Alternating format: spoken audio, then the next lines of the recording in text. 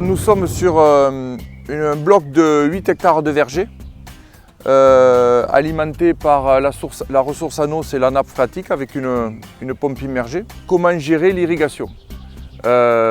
Puisque je ne veux pas être tout simplement, pour les néophytes, je ne veux pas être au pied des vannes et les tourner nuit et jour. J'ai voulu passer au système COMSAG pour organiser, fractionner mes irrigations. Ce système COMSAG est en relation avec une base qui est à mon bureau et par un réseau d'antennes, on communique avec le boîtier COMSAG ici.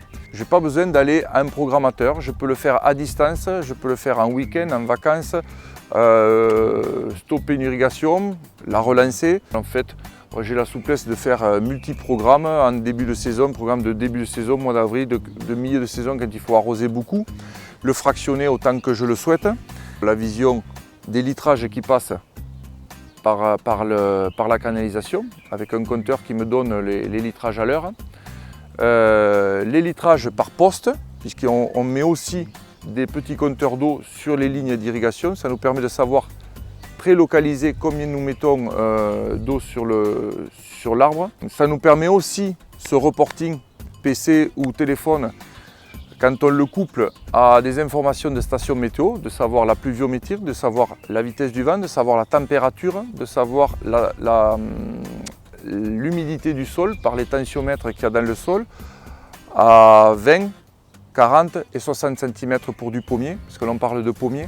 J'ai aussi des parcelles comme d'autres agriculteurs, des parcelles où on n'a pas le courant.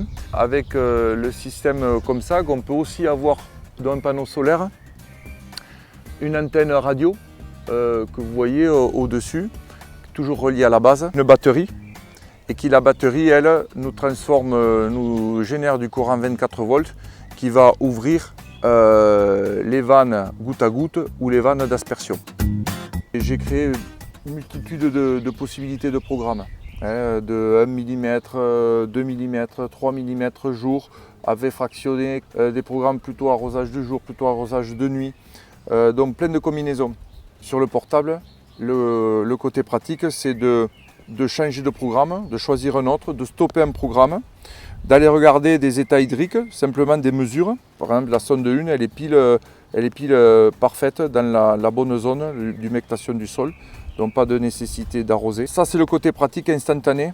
Quand on veut se poser et sortir vraiment des documents pour avoir des stratégies de la réflexion, c'est sur le PC où on fait des extractions, on fait des impressions.